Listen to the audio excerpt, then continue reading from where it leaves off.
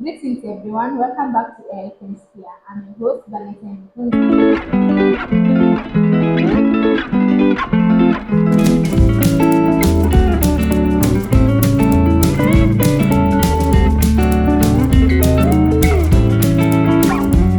Today we are having a very dynamic conversation about chemistry with a senior lecturer from MMU. His name is Dr. Magu. He is well educated from University of Johannesburg with a PhD in computational chemistry. And today we'll just have to learn some bits about computational chemistry we didn't know. He is also an alumni from Jomo Kenyatta University of Agriculture and Technology with a master's in environmental science and a bachelor's in analytical chemistry. I bet when I grow up, I just want the three statements for that biography.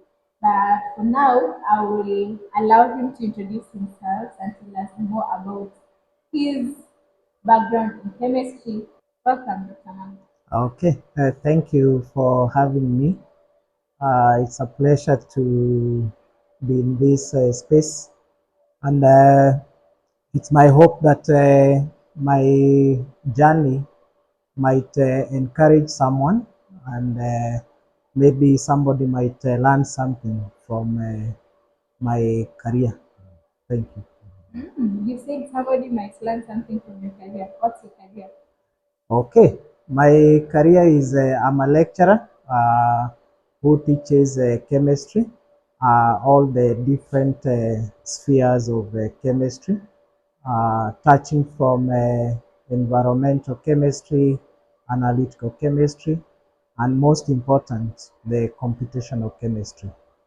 Okay, I think today I have had a new term.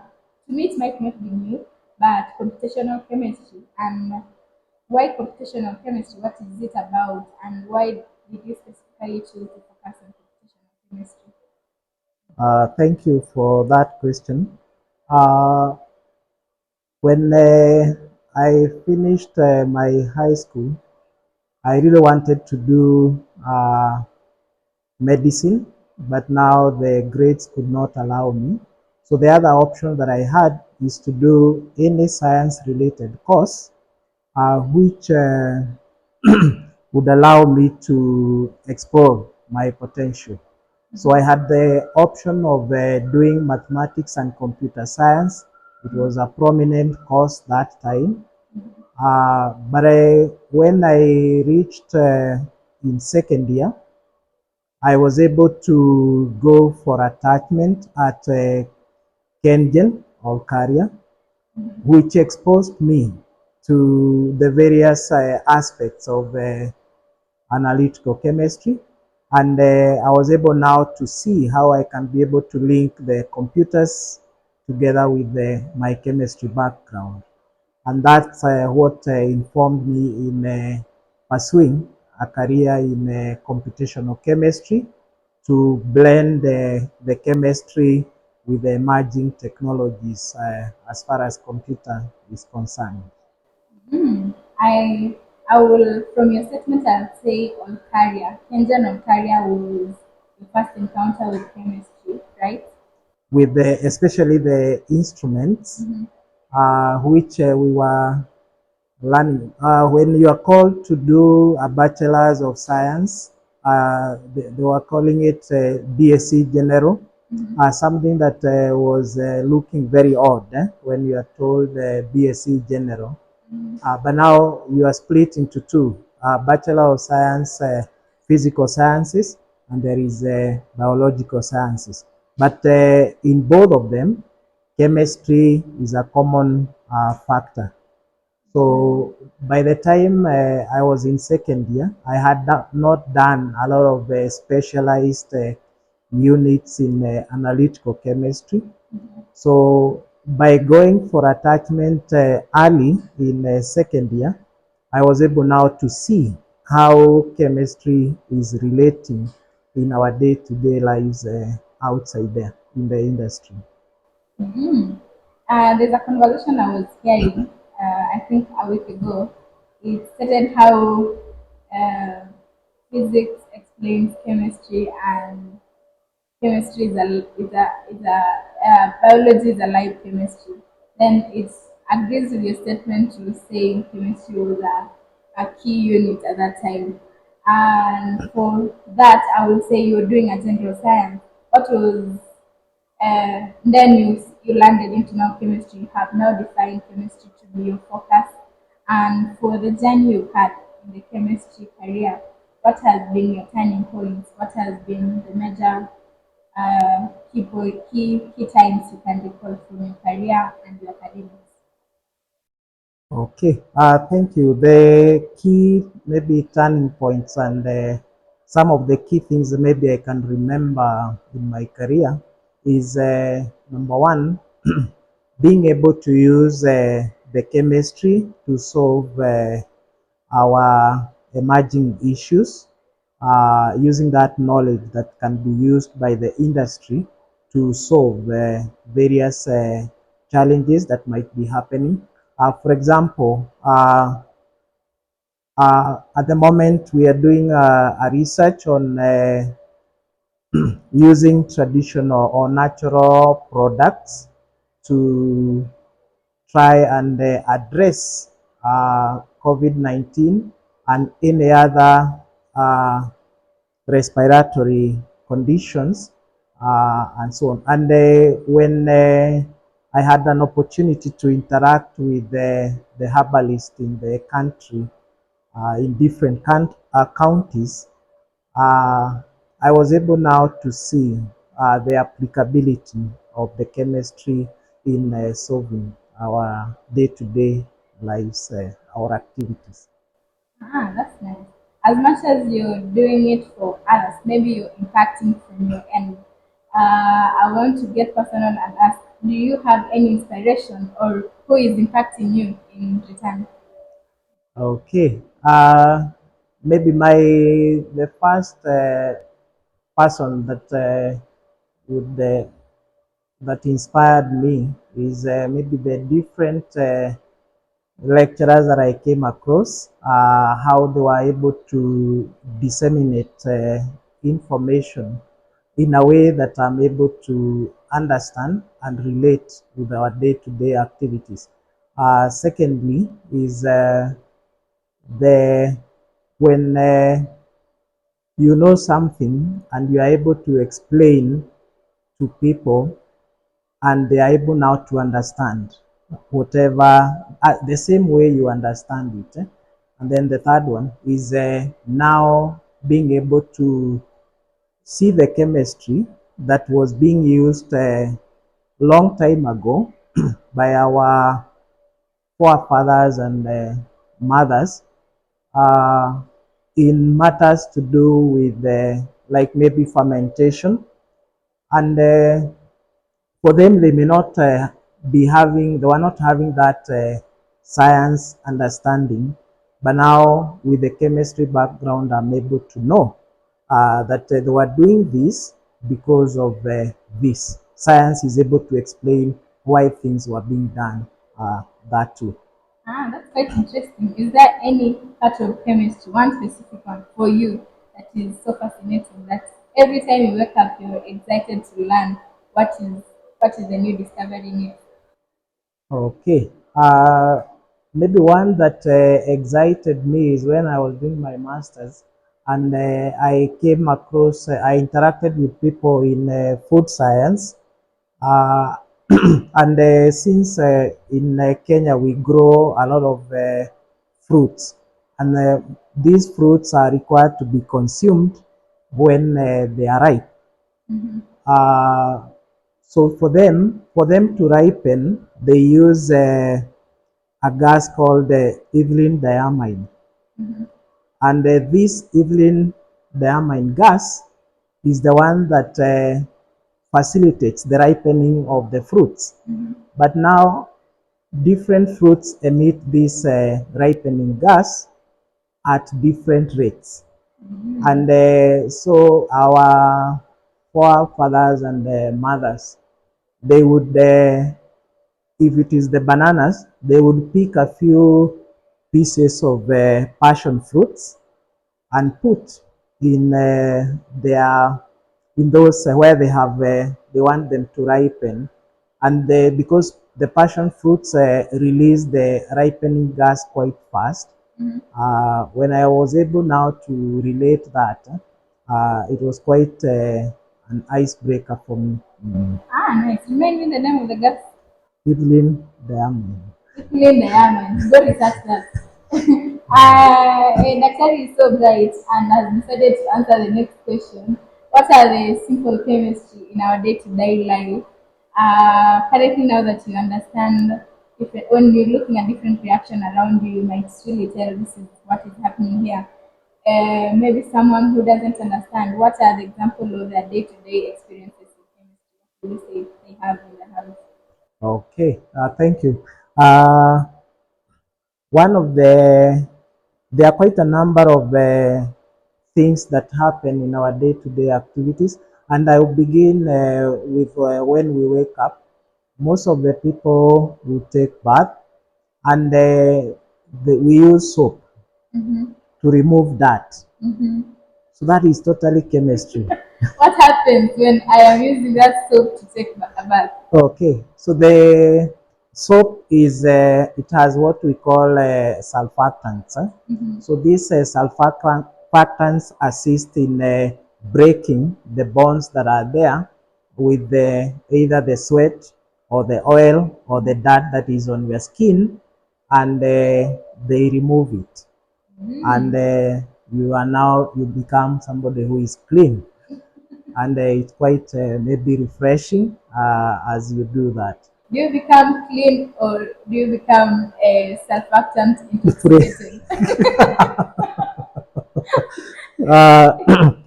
The good thing is the surfactants Mm-hmm. are not going to remain on your skin. They Mm-hmm. are going to go together with the dirt. Like that. Yes, Ah, yes, nice, yes. nice. Yeah. Now I'm safe. Yeah. Uh, as you look at your journey coming this far, I think you also look at someone going through the same journey, and maybe the person hasn't begun their journey yet. What would be your advice to them as they begin a journey in chemistry, either as an academia, as a researcher, or any career in chemistry? Because chemistry is quite diverse. Uh, Maybe what I would encourage anybody who wants to pursue a career in chemistry, it requires a lot of dedication, a lot of resilience, and patience. Uh, Most of the things that are good, they take time before you achieve them. However, maybe chemistry is not for the faint-hearted. Uh, and the beauty of the chemistry is that as you do various things, if a reaction has taken place, there are many ways of monitoring that. For example, you can see color change, Mm-hmm. which signifies the end of a reaction. You can also see the state of that particular reactants have changed, either from a liquid to solid, or solids to liquid, or vice versa. And I'll give an example, what I call kitchen chemistry. Mm-hmm. Uh, when we are making tea, Kenya, we are known of producing tea, Mm-hmm. and as well as coffee. Mm-hmm. So the kitchen chemistry requires you to know, number one, the concentrations and the quantities of what you want to put. May it be the milk, may it be the sugar, may it be the water. The ratios must be right Yeah. for you to get a good product. Yeah.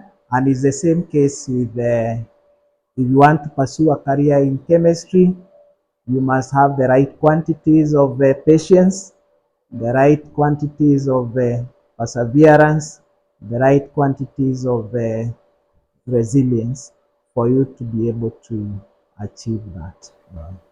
Ah, patience is key when it comes to chemistry. I think it's a virtue that it's cultivated in an equilibrium way. Yeah. No reverse reaction when it comes to patients. And just to conclude, I would want you to just say your recent projects that you're doing, and also invite people to Multimedia University. You know, you told us you're in Multimedia University and you're not getting invites to take chemistry in Multimedia University or any course in Multimedia University. Okay. So I'm currently doing quite a number of research projects with different partners. The current project we are doing is one of producing surfactants with one of the industries called the sundown emulsions. So these surfactants, we usually import them from outside the country. Surfactants, we are still on the soap. Yes, surfactants are used in various applications, Yeah. including Mm-hmm. in making of the tarmac Mm. in our roads. Ah. So there are quite a number of surfactants that are used so that when this road comes into contact with water, it is not going to be destroyed by that. So the surfactants are going to ensure that the water is not going to break the bonds. So we have different types of surfactants, Mm-hmm. anionic and cationic surfactants. So Mm. in different applications, we use different. So we want to see, are we able to use the animal fat, the locally available materials to get reactions of these surfactants cheaply, as we also reduce the cost of producing or making our roads. Number two, we are also in the process of commercializing the natural products through a consortium called the Natural Products Drug Development, which comprises of 6 partners. We have Multimedia University, we have Egerton University, uh, Cambridge. We also have Mount Kenya University, and we have Kenyatta University, and lastly, we have Pwani University. So all the 6 partners, we are working together hand in hand in producing and being able to commercialize some of the products that are available naturally. And even as we produce them, we want it to be sustainable in a way that if we are using the plants, these plants, we have plans of planting uh, uh, other plants that can allow be able to, as we harvest, we are not destroying the natural ecosystem. You've forgotten to invite us to MMU. I don't know why you don't invite us to MMU. Okay. MMU at Multimedia University of Kenya, we have chemistry, both at undergraduate. At bachelor's, we have 2 programs, Bachelor of Science in Analytical Chemistry and Bachelor of Science in Industrial Chemistry, which are also available at master's level.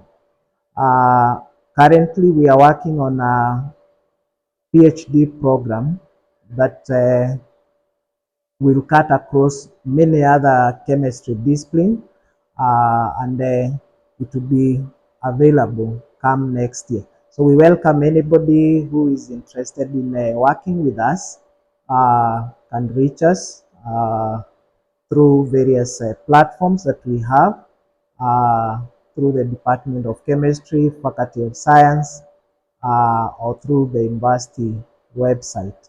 Our details are available, and we can be able to collaborate If you are not a student and you want to develop products, MMU is your destination that will assist you to develop those products at a reasonable price. Well, thank you. The price was mentioned. As in every session, I would want to ask the audience to leave a comment of what is that exciting thing you've learned from this conversation, and also follow us on Instagram on our socials. Instagram at AI Chemisphere KE, TikTok at AI Chemisphere, on LinkedIn at AI Chemisphere by Luhunzo, or you can as well as connect to Luhunzo I Valentine. You can also listen to these videos and more on our YouTube channel at AI Chemisphere. Thank you for your time. That was us for today. Bye.